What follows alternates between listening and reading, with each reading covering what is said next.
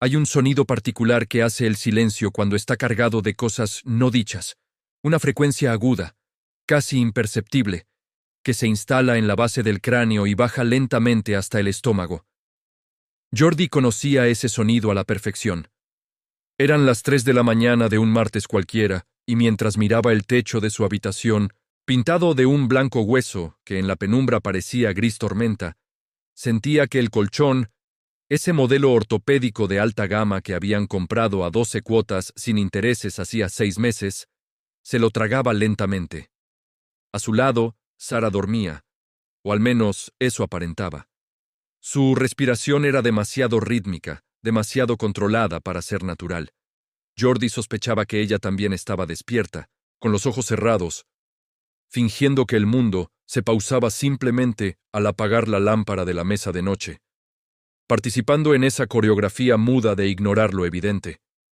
Para el mundo exterior, ellos eran la imagen inmaculada del éxito joven.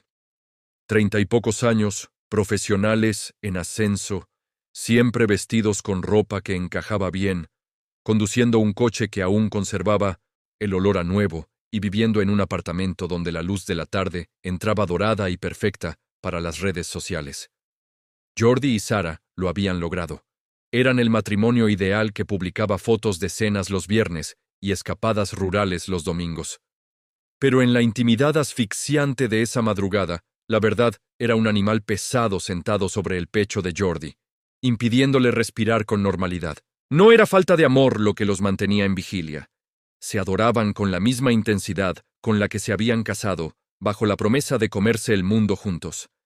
El problema no era el sentimiento. El problema era un número, o mejor dicho, la ausencia total de control sobre los números. Esa noche, la ansiedad de Jordi tenía un origen específico y punzante. Una notificación que había iluminado la pantalla de su teléfono a las 8 de la noche, justo cuando se sentaban a ver una serie para desconectar de la realidad. Era un cargo automático, el seguro del coche, una obligación anual que Jordi había olvidado por completo en su malabarismo mental de fechas y saldos. Al ver el aviso, sintió un golpe frío en el estómago, una certeza matemática de desastre, porque sabía que esa cuenta no tenía fondos suficientes. La transferencia rebotaría, llegaría el mensaje de saldo insuficiente, y con él, la vergüenza silenciosa. Cuando Sara preguntó casualmente quién escribía a esa hora, él, con la maestría de un actor veterano en el arte de la evasión, respondió que no era nada, solo publicidad del operador. Esa pequeña mentira, ese nada, era el primer ladrillo de un muro invisible que crecía entre ellos cada día. No les faltaba dinero para vivir, y esa era la cruel paradoja de su situación. Ambos tenían buenos salarios, ingresaban cifras que sus padres hubieran considerado una fortuna, pero vivían asfixiados. La lección que la vida les estaba preparando aún no era evidente para ellos. Creían que el enemigo era el banco, la inflación o la mala suerte. No sabían que el enemigo dormía con ellos, comía en su mesa y viajaba en su coche. El enemigo era el desorden, el caos administrativo disfrazado de estilo de vida. Jordi pensaba a menudo que el dinero era solo una herramienta, cifras en una nube, papeles que iban y venían, pero nadie le había advertido que cuando el dinero se va sin que sepas por dónde, se lleva consigo pedazos de tu paz mental. Miraba a Sara en la oscuridad y se sentía un fraude, culpable de mantener un pacto silencioso de no preguntar, bajo la premisa de que si no miraban la cuenta bancaria, el problema dejaba de existir. Era el pensamiento mágico de los adultos. Comprar la cafetera de lujo porque se lo merecían, por trabajar duro, aunque cada sorbo de ese café les supiera a culpa. A la mañana siguiente, la luz del sol no trajo claridad, sino urgencia. La rutina matutina, que debería haber sido un baile sincronizado de dos personas que se conocen de memoria, se sentía torpe y llena de aristas. Jordi se quemó con la tostada por distracción, y Sara derramó un poco de maquillaje en el lavabo, soltando un suspiro que sonó demasiado largo y cargado de frustración para ser solo por una mancha. El desayuno fue un trámite rápido, una carrera para evitar conversaciones profundas. Cuando Sara, revisando su correo mientras bebía el jugo, le preguntó si tenía planes para el almuerzo, Jordi se tensó de inmediato. Almorzar fuera significaba gastar, y gastar era un campo minado. Mintió de nuevo, diciendo que se quedaría en la oficina terminando un informe y que comería cualquier cosa rápida, evitando así tener que justificar el gasto o, peor aún, que su tarjeta fuera rechazada frente a sus compañeros. Pero Sara no dejó pasar el momento tan fácilmente. Hubo una vacilación en su voz, una pausa antes de mencionar que había llegado un sobre del banco el día anterior, un sobre con el sello rojo de segunda notificación, que había dejado en la entrada sin abrir. Esas dos palabras, segunda notificación, cayeron sobre la mesa como una sentencia. Jordi sintió que el calor le subía al cuello y recurrió a la defensa clásica del negador. Culpar al sistema, decir que era un error administrativo, prometer revisarlo luego con una falsa calma que no engahaba a nadie. Sin embargo, Sara insistió, recordándole con suavidad pero con firmeza que el mes anterior había habido otro error, con la tarjeta de crédito y el anterior con la luz. La grieta en la fachada se hacía visible. Jordi, acorralado, lanzó la carta trampa. La manipulación emocional involuntaria de preguntar si ella confiaba en él, mezclando el amor con la administración para silenciar la duda. Y funcionó, porque Sara, que también cargaba con sus propios secretos financieros en forma de compras impulsivas y suscripciones olvidadas, retrocedió por miedo a que la luz de la Inquisición se volviera hacia ella. Se despidieron con un beso en la frente que buscaba sellar la conversación, no demostrar afecto, y con la frase lapidaria de «Estamos bien, solo estamos construyendo». Al salir del apartamento y bajar al garaje, la realidad golpeó a Jordi con la fuerza de un mazo. Al encender el coche, la luz de reserva de gasolina parpadeó con un naranja burlón. Buscó en su billetera y solo encontró un billete pequeño y algunas monedas. La tarjeta de crédito estaba al límite y la de débito era una incógnita peligrosa tras el incidente del seguro. Se quedó sentado en el coche apagado, con las manos aferradas al volante, respirando hondo y preguntándose cómo dos personas inteligentes, con maestrías y carreras brillantes, habían terminado sintiéndose como niños perdidos en un centro comercial. La jornada laboral fue una nebulosa de ansiedad improductiva. Cada vez que su teléfono vibraba, el corazón de Jordi saltaba, temiendo que fuera un cobrador o Sara descubriendo que la cuenta conjunta estaba en números rojos. La ansiedad financiera era una tortura específica que le robaba el presente, impidiéndole disfrutar de una charla o concentrarse en su talento, porque una parte de su cerebro estaba perpetuamente haciendo cálculos, restando y sumando para llegar siempre a un resultado negativo. A media tarde, un mensaje de Sara rompió su parálisis. Le avisaba de una cena especial en casa, con vino y quesos, y añadía la frase más temida en cualquier matrimonio. Necesitamos hablar. Pero el añadido de sin pelear le dio a Jordi una falsa esperanza. Una vía de escape mental donde quizás ella traía una solución mágica, un aumento de sueldo o una buena noticia que borrara el desastre. De camino a casa, el impulso de apaciguar la situación lo llevó a detenerse en una floristería. Compró un ramo gigante, rezando mientras la terminal procesaba el pago. Cuando la pantalla mostró «aprobada», soltó un suspiro de alivio que en realidad era peligroso. Acababa de gastar dinero que no tenía en flores, que morirían pronto, todo para tapar un agujero que los estaba matando. Era la definición perfecta de su locura compartida. Intentar curar una hemorragia interna con una curita de oro. Al llegar a casa, el olor a comida casera y la música suave de jazz creaban una atmósfera de perfección de revista. Pero Jordi notó de inmediato el elemento discordante. Un cuaderno azul simple, de espiral escolar, descansaba en el centro de la mesa junto a la botella de vino, rompiendo la estética de la velada. Se saludaron con un beso cargado de tensión eléctrica. Jordi entregó las flores y Sara agradeció con una sonrisa que no llegó a sus ojos, desviando la mirada rápidamente hacia el cuaderno. No esperó a los preámbulos. Con la voz temblorosa, soltó la bomba que llevaba guardando todo el día. Su tarjeta había sido rechazada en el supermercado. Había sido humillante, con gente esperando en la fila detrás de ella, obligándola a dejar la mitad de la compra. Le preguntó a Jordi, con una mezcla de dolor e incredulidad, cómo era posible que ganando lo que ganaban no pudiera comprar leche y detergente. El silencio que siguió fue absoluto, haciendo que el jazz, de fondo, pareciera una banda sonora irónica para su desgracia.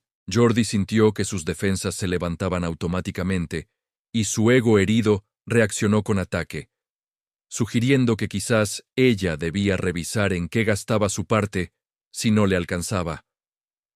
Fue un error táctico y emocional. Sara golpeó la mesa, no con violencia, sino con la firmeza de quien ha llegado al límite, y cuestionó desde cuándo existían tu parte y mi parte, en un matrimonio que se suponía era una vida compartida. Le recordó que actuaban como compañeros de piso que compartían cama y facturas, una sociedad limitada en quiebra, no un matrimonio. Jordi intentó replicar que solo era un problema temporal de flujo de caja, pero Sara le cortó recordándole que llevaba un año diciendo que era temporal. Abrió el cuaderno azul, revelando páginas llenas de números escritos con su letra nerviosa. Le confesó que, tras la vergüenza del supermercado, había entrado a todas las cuentas, a las suyas y a las conjuntas, e incluso había intentado entrar a la personal de él, pero la clave había sido cambiada. Jordi palideció ante la mención de su privacidad vulnerada, pero Sara fue implacable. No hay privacidad cuando el barco se hunde y el agua les llega al cuello a los dos. Le lanzó una cifra devastadora. $400 pagados solo en intereses de tarjetas de crédito el mes anterior. Dinero regalado al banco por no saber esperar, por el desorden, por quererlo todo ya. Jordi sintió náuseas. Trabajaba horas interminables para ganar ese dinero que se esfumaba en la nada, en el costo de su impaciencia. Acorralado, preguntó qué proponía ella, si la solución era vivir como monjes y comer arroz todos los días, defendiendo que merecían disfrutar. Sara, con lágrimas asomando por primera vez, desmontó su argumento con una verdad dolorosa. La mentira más grande era creer que disfrutaban gastando, cuando en realidad vivían aterrados de la factura. Le preguntó si había disfrutado comprando las flores o si había sentido culpa al pasar la tarjeta. La pregunta fue un dardo a la conciencia de Jordi, quien tuvo que admitir, en un susurro, que había sentido miedo. Sara tomó su mano y le confesó que ella también tenía miedo. Miedo de que el dinero, ese tercer integrante tóxico en su relación, terminara por romperlos como había visto pasar con sus padres. Ella no quería que el dinero fuera un muro, sino un puente. Jordi, con la visión borrosa por las lágrimas contenidas, admitió su ignorancia y su parálisis ante el monstruo financiero. Sentía que si miraba los números reales, el pánico lo inmovilizaría. Sara, entonces, pronunció la lección que cambiaría el curso de su noche y de su vida. El desorden era lo que los separaba, no la falta de billetes. El caos de no saber dónde estaban parados. Empujó el cuaderno hacia él, invitándolo a inaugurar una nueva realidad. Esa noche no verían series ni fingirían que todo estaba bien. Pondrían todo sobre la mesa. Deudas secretas, gastos hormiga, errores y vergüenzas, sin juicios y sin enojos, solo la verdad. Jordi miró el cuaderno. Pesaba toneladas de expectativas sociales y ego masculino herido, pero al tocarlo sintió una chispa de posibilidad. Si abrían esa puerta, la niebla del «estamos bien» se disiparía para siempre, y tendrían que enfrentar la tormenta, pero al menos estarían en el mismo barco, remando juntos. Aceptó con la voz rota, temiendo decepcionarla. Pero Sara le aseguró que ya estaba decepcionada del silencio, y que la verdad, por fea que fuera, la podían manejar juntos. Jordi se levantó para buscar su portátil y traer los extractos bancarios. Esa noche no hubo romance de película. Hubo desnudez financiera, una intimidad mucho más cruda y real.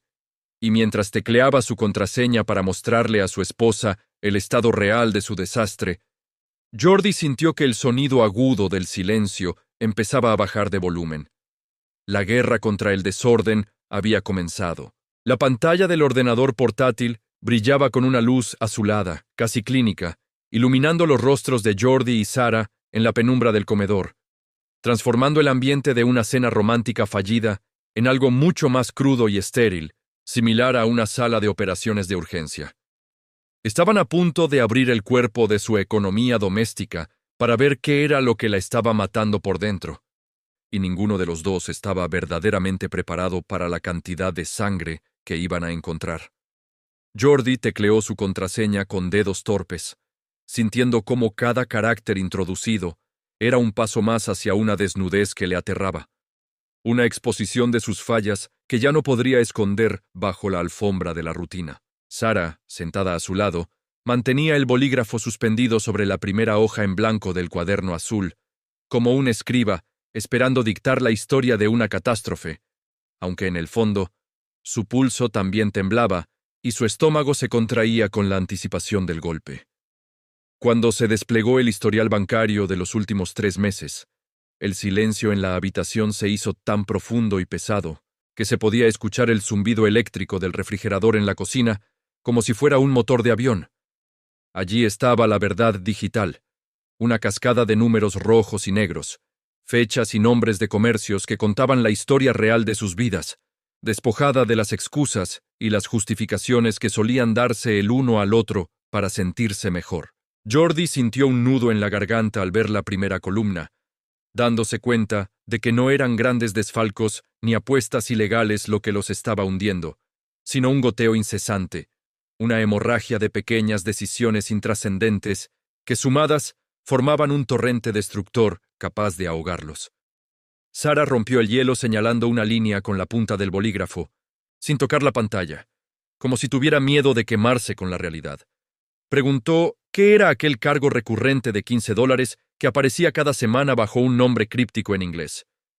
Jordi tuvo que esforzarse para recordar, buceando en su memoria selectiva hasta admitir que era una suscripción a una aplicación de gestión de tareas que había descargado con la noble intención de ser más productivo. Una aplicación que, irónicamente, no había abierto en 4 meses. $15 por semana por la fantasía de ser organizado, $60 al mes, $720 al año tirados a la basura digital mientras se quejaban de no tener dinero. Sara no dijo nada, simplemente anotó la cifra en el cuaderno bajo la columna de fugas, y el sonido del bolígrafo rasgando el papel fue el único juicio necesario, un sonido seco y definitivo. Pero el turno de Sara llegó rápido, y la justicia de los números fue implacable.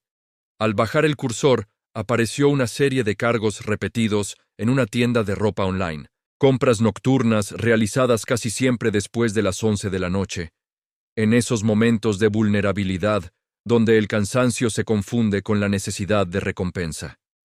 Jordi miró a su esposa de reojo y vio cómo sus mejillas se teñían de un rojo culpable, un rubor que delataba la vergüenza de haber sido descubierta. Ella intentó explicar que eran ofertas, que necesitaba ropa para las reuniones con clientes importantes, que la imagen era fundamental para su ascenso corporativo, pero mientras hablaba, su voz fue perdiendo fuerza, ahogada por la evidencia aplastante de los números. $300 en un solo mes, en prendas que, ambos sabían perfectamente, seguían muchas veces con la etiqueta puesta en el fondo del armario, esperando una ocasión que nunca llegaba. Jordi sintió el impulso de recriminarle, de usar aquello como un escudo para protegerse de su propio error con la aplicación, pero se detuvo al recordar la premisa de la noche. El enemigo es el desorden, no el otro. Continuaron descendiendo por la espiral, descubriendo horrores cotidianos que habían normalizado. Se dieron cuenta de que gastaban más en café fuera de casa y en almuerzos rápidos que en la factura de la electricidad, dándose cuenta de que las salidas improvisadas de los viernes por la noche, esas que justificaban diciendo que se lo merecían tras una semana dura de trabajo, les costaban el equivalente a una letra del coche al mes. Vieron suscripciones a 3 plataformas de streaming diferentes cuando solo tenían tiempo real para ver una. Vieron comisiones bancarias por sobregiros que sumaban una cantidad obscena, dinero que el banco les cobraba simplemente por no tener dinero, un impuesto a la pobreza y un castigo al desorden. A medida que la lista en el cuaderno crecía, la atmósfera en la mesa cambiaba. La vergüenza inicial empezó a transformarse en algo más pesado y denso. Miedo real. No el miedo abstracto al futuro lejano, sino el miedo concreto de ver que sus ingresos, que parecían tan sólidos y envidiables sobre el papel de sus contratos laborales, eran devorados antes incluso de tocar sus manos. Vivían en una bicicleta estática financiera, pedaleando con todas sus fuerzas, sudando, agotándose, pero sin avanzar ni un milímetro, retrocediendo lentamente hacia el abismo. Llegaron al fondo del pozo cuando decidieron sumar las deudas totales de las tarjetas de crédito y los préstamos personales. Jordi sacó la calculadora de su móvil y sus dedos volaban sobre las teclas sumando los saldos pendientes con una rapidez nerviosa. Sara miraba la pantalla del teléfono, conteniendo la respiración, esperando el veredicto. Cuando Jordi presionó el botón de igual, el número que apareció les heló la sangre a ambos. Debían, entre los dos, casi $20,000 en crédito de consumo. No era una hipoteca, no era una inversión en un negocio propio, ni en propiedades. Era deuda mala, deuda tóxica. Deuda de cenas que ya habían digerido, de viajes pasados cuyas fotos ya no miraban, de ropa vieja, de gasolina quemada, $20,000 de pasado que se estaban comiendo su futuro con un apetito voraz. Sara soltó el bolígrafo sobre la mesa y se cubrió la cara con las manos, incapaz de sostener la mirada ante esa cifra. Jordi se quedó mirando el número, paralizado, sintiendo que esa cifra era la representación gráfica de su fracaso como hombre y como administrador. Se sintió pequeño, incapaz, y toda su presunción de éxito, de profesional competente, se desmoronaba ante ese número de 5 cifras. En ese momento crítico, la tentación de culpar al otro fue casi irresistible. Jordi pensó en los zapatos de Sara. Sara pensó en los gadgets tecnológicos de Jordi. Si tan solo el otro no gastara tanto, pensaron ambos simultáneamente, buscando un chivo expiatorio. Pero la realidad, fría y dura, era que la culpa estaba repartida con una simetría dolorosa. Eran cómplices necesarios en el crimen de su propia estabilidad. Fue Jordi quien rompió el silencio esta vez, con una voz ronca y despojada de cualquier pretensión de orgullo. Dijo que lo sentía, y aunque no especificó por qué, el perdón abarcaba todo. Sentía no haber estado atento, sentía haber mentido sobre el «estamos bien». Sentía haber dejado que el monstruo creciera tanto bajo su guardia. Sara bajó las manos de su rostro y lo miró. Tenía los ojos brillantes, pero ya no había lágrimas de desesperación, sino una determinación fría, esa claridad que llega cuando ya no tienes nada que perder, porque ya has visto lo peor. Ella tomó el cuaderno, pasó la página llena de números rojos que documentaban su ruina, y abrió una nueva hoja limpia, blanca, y llena de posibilidades. Dijo que no importaba el pasado, que el dinero gastado ya no existía, y que los intereses pagados eran simplemente el costo de su educación financiera, una matrícula carísima que acababan de pagar a la Universidad de la Vida, pero que lo único que importaba era qué iban a hacer a partir de ese segundo. Jordi la miró con admiración renovada. En medio del desastre, Sara estaba asumiendo el liderazgo emocional que él había abdicado por miedo. Ella trazó una línea vertical en el centro de la página y escribió a un lado necesidades y al otro deseos. Empezaron entonces el proceso más doloroso de la noche, la amputación. Tuvieron que decidir qué partes de su estilo de vida, qué pedazos de su identidad construida a base de consumo, debían cortar para salvar al paciente. Fue una negociación brutal y honesta. Jordi tuvo que aceptar, tragándose su orgullo, que el gimnasio de lujo al que iba 2 veces al mes era un lujo insostenible y ridículo. Sara tuvo que admitir que las visitas semanales a la peluquería y los tratamientos estéticos tendrían que espaciarse o desaparecer por completo.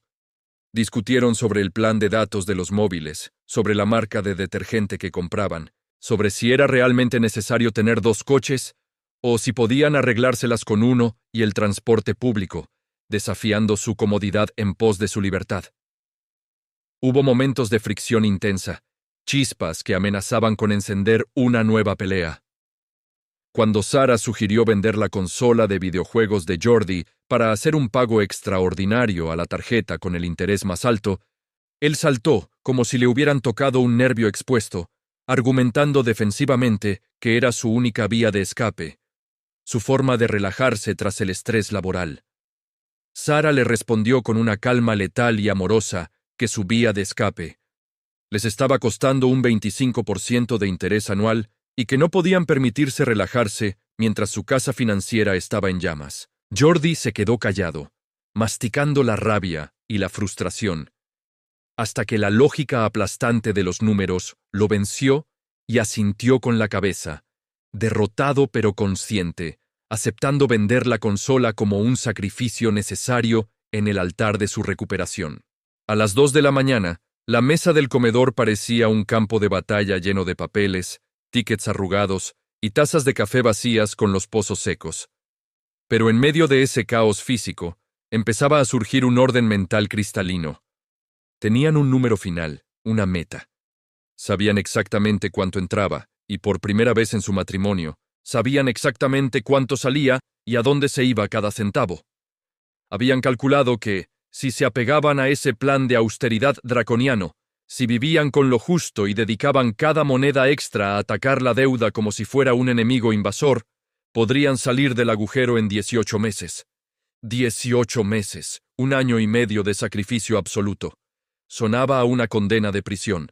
Jordi miró el calendario en la pared y visualizó esos meses extendiéndose ante ellos. Sin vacaciones, sin cenas caras, sin caprichos, sin el brillo del consumo. Le pareció una montaña imposible de escalar. Pero entonces miró a Sara. Estaba despeinada, con ojeras profundas, vestida con un pijama viejo que había visto mejores días. Y sin embargo, Jordi nunca la había visto tan hermosa ni tan fuerte. No estaban luchando el uno contra el otro. Estaban luchando espalda con espalda contra un enemigo común. El dinero había dejado de ser el muro que los separaba para convertirse en el problema, el dragón que debían matar juntos. Sara levantó la vista del cuaderno y se encontró con la mirada de él, sonriendo con una sonrisa cansada pero genuina, y le dijo que iban a estar bien. Pero esta vez no era el «estamos bien» automático y vacío de las mañanas. Era un «vamos a estar bien», fundamentado en un plan, en números reales, en un compromiso de sangre. Jordi sintió que algo se desbloqueaba en su pecho. La ansiedad, ese zumbido constante que llevaba meses acompañándolo, había cambiado de frecuencia, transformándose del ruido del pánico a la adrenalina del desafío. Antes de cerrar el cuaderno, Sara escribió una última cosa en la parte superior de la página del plan, en letras grandes y mayúsculas. Equipo. Subrayó la palabra 2 veces con fuerza, casi rompiendo el papel. Luego cerró el cuaderno azul, y el sonido de las tapas al juntarse sonó definitivo, como el cierre de una puerta pesada que dejaba atrás una época de oscuridad y mentiras. Se levantaron de la mesa con los cuerpos entumecidos por las horas sentados, pero con las mentes extrañamente ligeras, liberadas del peso del secreto. Mientras caminaban hacia el dormitorio, Jordi apagó las luces del pasillo, y la oscuridad volvió a envolver la casa, pero ya no se sentía amenazante ni cargada de presagios. Se metieron en la cama, en ese colchón que todavía estaban pagando, y por primera vez en meses no hubo un abismo invisible entre sus cuerpos. Jordi abrazó a Sara por la cintura, pegándola a él, buscando su calor. Sintió su respiración ralentizarse, sincronizándose con la suya en un ritmo pausado. No necesitaban hablar más. Todo estaba dicho en las columnas de debe y haber, en las promesas hechas sobre el papel. Habían sobrevivido a la autopsia de su vida financiera. Y aunque el diagnóstico era grave, el paciente estaba vivo y tenía ganas de luchar. Jordi cerró los ojos y justo antes de que el sueño lo venciera, tuvo un pensamiento fugaz pero poderoso. Ser pobre con un plan y con verdad era infinitamente mejor que parecer rico en el caos y la mentira. El desorden se había ido, expulsado por la luz cruda de la realidad, y en el espacio vacío que dejó, empezó a crecer algo nuevo que se parecía mucho a la libertad. Mañana sería el día 1 de la reconquista, y Jordi se sintió, paradójicamente, el hombre más rico del mundo, porque había recuperado lo único que el dinero no podía comprar: la complicidad absoluta con la mujer que amaba. La euforia de la resolución inicial, esa adrenalina que se siente al trazar un plan de batalla a las 3 de la mañana, tiene una vida útil muy corta. Es como el olor a coche nuevo, embriagador al principio, pero destinado a desvanecerse bajo el sol de la rutina. Para Jordi y Sara, la primera semana de su nuevo régimen financiero tuvo un aire casi heroico, una novedad que disfrazaba el sacrificio de aventura. Preparar el almuerzo la noche anterior, guardar las sobras en recipientes de plástico y llevar café en termos desde casa se sentía, extrañamente, como un acto de rebeldía contra el sistema que los había esclavizado. Se sentían inteligentes, astutos, como si hubieran descubierto un truco que el resto del mundo ignoraba. Pero la novedad, inevitablemente, se gastó, y lo que quedó debajo fue la realidad árida y repetitiva de la austeridad. Entraron entonces en lo que los expertos en hábitos llaman el Valle de la Decepción, pero que para ellos se sentía más como una travesía por un desierto interminable. El mundo exterior, diseñado meticulosamente para separar a las personas de su dinero, no se detuvo por su decisión. Al contrario, parecía que el universo conspiraba para tentarlos. Los correos electrónicos con ofertas imposibles de rechazar seguían llegando. Los escaparates de las tiendas seguían brillando con promesas de felicidad instantánea, y sus teléfonos seguían bombardeándolos con imágenes de vidas perfectas y consumistas. Jordi y Sara descubrieron pronto que vivir con un presupuesto estricto en una sociedad de consumo es como intentar caminar sobrio en una fiesta, donde todo el mundo está borracho. No solo es difícil, sino que te hace sentir dolorosamente aislado. El primer gran obstáculo no fue el hambre, ni la falta de comodidades básicas, sino el orgullo social. El viernes de la segunda semana, el grupo de chat de sus amigos, ese foro digital donde se organizaba la vida social de su círculo, vibró con una propuesta: una cena en el nuevo restaurante de moda del centro, seguida de copas en una terraza exclusiva. En su vida anterior, la respuesta de Jordi hubiera sido un emoji de pulgar arriba inmediato, sin consultar la cuenta, asumiendo que el futuro se encargaría de pagar la factura. Pero ahora, con el cuaderno azul dictando sus leyes, esa invitación era una trampa mortal. Jordi y Sara se miraron en el sofá, con los teléfonos en la mano, compartiendo una vergüenza muda. Tenían dos opciones: mentir o decir la verdad. La mentira era tentadora. Podían inventar una enfermedad repentina, una visita familiar obligatoria o una carga de trabajo inesperada. Era la salida fácil, la que protegía su estatus. Pero habían prometido no más secretos, ni entre ellos ni con la realidad. Sin embargo, admitir públicamente «no tenemos dinero» o «estamos en un plan de austeridad» se sentía como una confesión de fracaso. Sara, con los dedos temblorosos, escribió finalmente una respuesta ambigua. «Este finde nos lo tomamos de relax en casa. Pásenlo genial». Enviaron el mensaje y apagaron los teléfonos.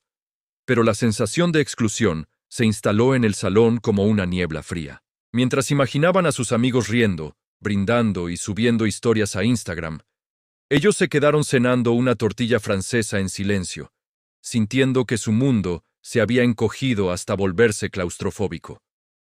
La presión social, sin embargo, no siempre se podía esquivar con un mensaje de texto. La verdadera prueba de fuego llegó 3 semanas después, con el cumpleaños de Carlos, el mejor amigo de Jordi. No ir no era una opción. La celebración era en una parrilla argentina, un lugar donde los precios de los cortes de carne tenían 3 cifras. Jordi y Sara hicieron un pacto estratégico antes de salir de casa. Pedirían lo mínimo, beberían agua y evitarían los postres. Entraron al restaurante con la sonrisa puesta, pero con el estómago cerrado por la ansiedad. La noche fue una tortura psicológica de baja intensidad. Mientras el resto de la mesa pedía botellas de vino importado y entradas para compartir sin mirar el menú, Jordi y Sara Estudiaban la carta buscando la opción más económica que no pareciera ridícula. Pidieron una ensalada y un corte de carne modesto para compartir, alegando que no tenían mucha hambre. Sus amigos se burlaron cariñosamente de ellos, llamándolos aburridos o preguntando si estaban a dieta, bromas inocentes que, sin embargo, aterrizaban como piedras sobre su frágil autoestima. Pero el momento de terror absoluto llegó al final, cuando el camarero trajo la cuenta. Carlos, magnánimo y un poco ebrio, hizo el gesto universal que aterroriza a todo aquel que vive con un presupuesto. Dividimos en partes iguales, ¿verdad? Es más fácil.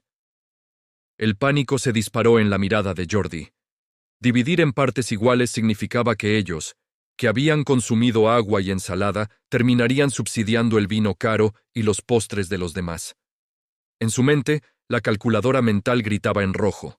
Esa división destrozaría su presupuesto semanal, obligándolos a comer arroz blanco los próximos 5 días. Jordi abrió la boca para protestar, para decir, nosotros solo consumimos esto. Pero las palabras se le atascaron en la garganta. Miró a su alrededor. Las caras sonrientes, relajadas, exitosas de sus amigos. Decir algo en ese momento sería romper la magia.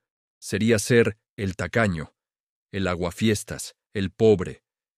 El peso de la masculinidad tóxica, esa que dice que un hombre siempre debe poder pagar, lo aplastó. Fue Sara quien lo salvó. Con una elegancia que Jordi no sabía que tenía, ella puso su mano suavemente sobre el brazo de Carlos y dijo, con voz clara y sin una pizca de vergüenza: «Chicos, nos encantaría, pero nosotros estamos con un presupuesto súper estricto este mes porque tenemos una meta de ahorro importante. Nosotros pagamos lo nuestro. Si no les importa, no queremos ser aguafiestas, pero cada centavo cuenta ahora mismo». Se hizo un silencio de 2 segundos. 2 segundos eternos, donde Jordi sintió que el suelo se abría. Pero luego Carlos soltó una carcajada y dijo: «Claro, mujer, no pasa nada. Qué organizados. Ojalá yo tuviera esa disciplina». Y así, sin más, el momento pasó. El camarero ajustó la cuenta, y nadie los miró con desprecio. Al contrario, Jordi notó algo extraño en la mirada de algunos de sus amigos. No era lástima, era ¿envidia? Quizás Carlos, que pagaba con una tarjeta Black, también estaba endeudado hasta las cejas. Quizás la pareja de enfrente, que peleaba en susurros, también estaba ocultando sus propios demonios financieros. Al romper el tabú, Sara no los había humillado, los había liberado de la farsa. El regreso a casa en el coche fue silencioso, pero esta vez era un silencio diferente al de aquella noche de insomnio. Era un silencio reflexivo. Jordi conducía apretando el volante, procesando lo que acababa de pasar. Se sentía aliviado por no haber gastado de más, pero también sentía una punzada de resentimiento. Odiaba tener que ser el disciplinado. Odiaba tener que contar monedas mientras los demás vivían sin preocupaciones aparentes. «Me sentí pequeño», confesó Jordi finalmente, sin apartar la vista de la carretera oscura. «Me sentí como un niño pidiendo permiso. Odio esto, Sara. Odio no poder invitar una ronda. Odio sentir que somos los pobres del grupo». Sara suspiró y miró por la ventana. Las luces de la ciudad pasaban rápidas y borrosas. «No somos pobres, Jordi. Estamos quebrados. Hay una diferencia. Ser pobre es un estado mental de resignación. Estar quebrado es una situación temporal matemática. Y lo que hicimos hoy, eso fue dignidad. No es digno gastar dinero que no tienes para impresionar a gente que no paga tus facturas». Ya lo sé, respondió él con impaciencia. «La teoría me la sé, pero la práctica duele. Me duele el ego. Siento que la vida está pasando, y nosotros estamos aquí, castigados en el rincón. ¿Vale la pena todo este sufrimiento? ¿De verdad esos 18 meses van a cambiar algo?» Ese fue el momento de mayor peligro. La duda. La tentación de tirar la toalla, de volver a usar la tarjeta de crédito y preocuparse mañana. El desierto financiero es peligroso porque te hace olvidar por qué empezaste a caminar. El espejismo de la comodidad inmediata es muy seductor cuando tienes sed. Llegaron a casa y en lugar de irse a dormir, Sara fue a la cocina y sacó el cuaderno azul. Lo abrió en la página donde llevaban el registro de su progreso. Habían pasado 3 meses. Jordi se acercó a regañadientes, sin ganas de ver más números. Pero Sara señaló la columna de la deuda total. La cifra había bajado. No mucho, pero había bajado. De los casi 20,000, ahora debían 16,500. Habían vendido la consola, habían vendido ropa, habían aplicado cada centavo extra. «Mira esto, Jordi», dijo ella con el dedo sobre el papel. $3,500 menos, en 3 meses. Eso es dinero real, eso es libertad que hemos comprado. Si hubiéramos pagado la cena completa hoy, habríamos retrocedido 2 semanas en este gráfico. ¿Prefieres la validación de Carlos o prefieres ver este número bajar? Jordi miró el número. $3,500. Era el precio de su orgullo herido, el valor de sus almuerzos de Tupperware y de sus rechazos sociales. Y de repente, la perspectiva cambió. No estaban perdiendo vida, estaban comprando su futuro. Se dio cuenta de que la vida normal que llevaban sus amigos era, en muchos casos, una ilusión financiada a crédito. Ellos, en su austeridad, eran los únicos que estaban viviendo una vida real, basada en lo que verdaderamente poseían. «Tienes razón», murmuró Jordi, dejando caer los hombros, liberando la tensión. «Es solo que... es difícil. A veces siento que somos los únicos locos remando contra corriente». Sara cerró el cuaderno y lo abrazó. «Lo somos. Somos los locos que van a dormir tranquilos. Somos los locos que en un año no van a tener miedo cuando suene el teléfono. Jordi, esto es el desierto. Sabíamos que iba a ser seco y duro, pero no nos vamos a quedar a vivir aquí. Solo lo estamos cruzando. Y te prometo una cosa, cuando lleguemos al otro lado, el agua nos va a saber mejor que a nadie». Esa noche, Jordi soñó que caminaba por una duna infinita bajo un sol abrasador, cargando una mochila pesada llena de piedras. Pero no caminaba solo. Sara iba a su lado, cargando su propia mochila. Y lo más importante, a medida que avanzaban, ambos iban sacando piedras de sus mochilas y dejándolas en la arena. Cada paso era más ligero que el anterior. Los meses siguientes no fueron más fáciles, pero fueron diferentes. Desarrollaron un callo, una resistencia mental. Aprendieron a encontrar placer en cosas que no costaban dinero: caminatas largas, noches de juegos de mesa en casa, cocinar juntos con ingredientes baratos, pero con creatividad. Descubrieron quiénes eran sus verdaderos amigos, aquellos que aceptaban venir a casa a tomar una cerveza de supermercado y charlar, y quiénes eran solo compañeros de consumo. El círculo se cerró, pero se hizo más denso, más auténtico. Sin embargo, el desierto guardaba una última prueba, una tentación final antes de dejarles ver el oasis. Fue en el mes 11. El coche, ese vehículo que había sido el inicio de sus problemas con el seguro, empezó a hacer un ruido metálico y agónico. El mecánico fue implacable, la transmisión estaba muerta. La reparación costaba $1,500. Jordi sintió que el mundo se le caía encima. $1,500. Era exactamente la cantidad que habían logrado ahorrar en su fondo de emergencia, ese pequeño colchón de seguridad que tanto les había costado inflar dólar a dólar. Usar ese dinero significaba volver a dejar la cuenta de ahorros en cero. Significaba que todo el esfuerzo de meses se esfumaba en una pieza de metal grasienta. La tentación de financiar la reparación con la tarjeta de crédito fue poderosa. «Para eso están las tarjetas», susurró el diablo financiero en su oído. «No toques los ahorros, mantén la ilusión de seguridad». Jordi estaba a punto de ceder, a punto de volver a caer en el ciclo de la deuda para proteger su ego. Pero entonces recordó la lección de la cena. Recordó que el dinero no era el fin, sino el medio. El fondo de emergencia existía precisamente para esto, para que una emergencia no se convirtiera en una catástrofe. Con dolor físico, fueron al banco y sacaron el dinero. Pagaron al mecánico en efectivo. Al ver su cuenta de ahorros vacía de nuevo, Jordi sintió ganas de llorar. Se sentía como un Sísifo moderno, empujando la piedra para verla caer otra vez. Pero Sara Siempre la brújula en la tormenta le hizo ver la otra cara de la moneda. Jordi, ¿te das cuenta de lo que acabamos de hacer?, le dijo mientras salían del taller con el coche arreglado. Se rompió el coche y lo pagamos, sin pedir prestado, sin intereses, sin angustia de cómo pagar el mes que viene. Estamos en cero, sí, pero somos libres. El problema se acabó hoy. No nos lo llevamos a casa en cuotas. Jordi se detuvo en la acera. Lo pensó. Era verdad. En su vida anterior, esa reparación habría sido el inicio de una espiral de deudas de 6 meses.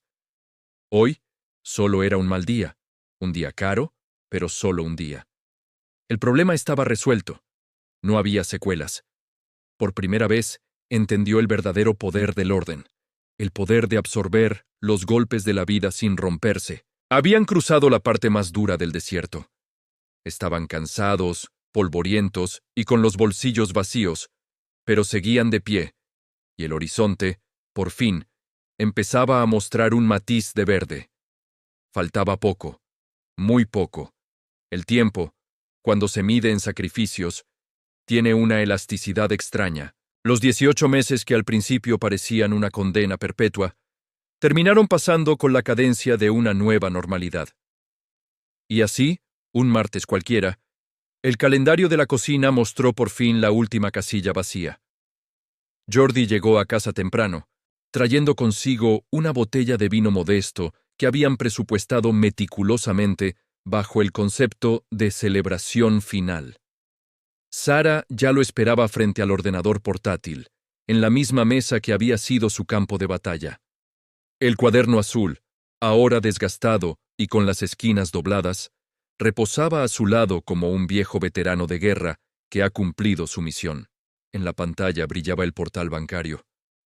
La cifra restante, el último bastión del enemigo, parpadeaba en la casilla de saldo pendiente, $450.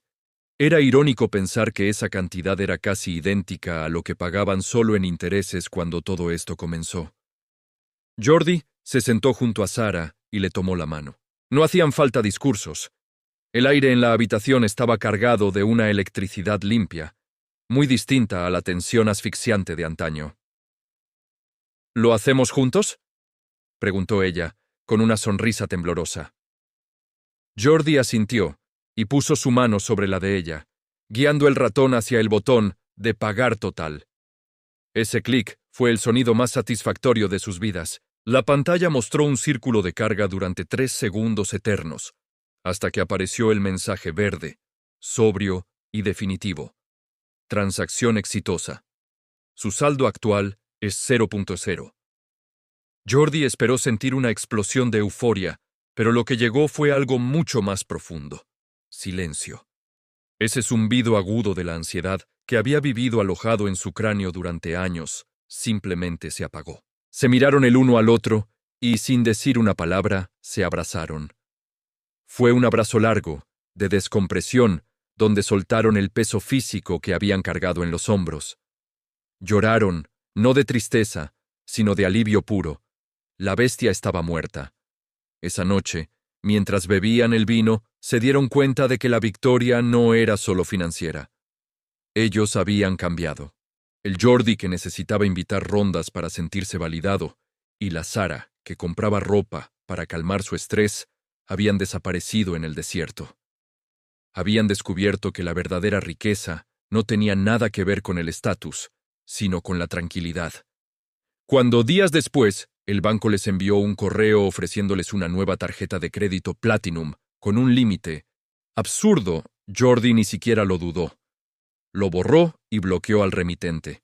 Ya no deseaban la celda, aunque los barrotes fueran de oro. El fin de semana celebraron su libertad yendo a la playa. No hubo hotel de lujo ni cena extravagante, solo ellos, una nevera con sándwiches caseros y el mar. Sentados en la arena, mirando el horizonte infinito, Jordi comprendió la lección final. Recordó lo que Sara le había dicho aquella primera noche terrible. El dinero no separa, el desorden sí. Tenía razón, pero se había quedado corta. El orden era una forma de amor. Hacer un presupuesto no era un acto administrativo, sino una carta de amor mensual donde se decían: valoro nuestro futuro más que cualquier capricho pasajero. Estamos bien, dijo Jordi, rompiendo el ritmo de las olas. Sara abrió los ojos, serena, y le apretó la mano. Sí, estamos bien, de verdad. No eran millonarios. Seguían teniendo los mismos sueldos y el mismo coche viejo. Pero allí, frente al mar, eran las personas más ricas del mundo. Tenían paz, tenían un plan, y sobre todo, se tenían el uno al otro sin secretos, sin sombras y sin números rojos escondidos bajo la almohada. El dinero había intentado separarlos, pero al domarlo, se había convertido en el cemento que unió sus grietas para siempre.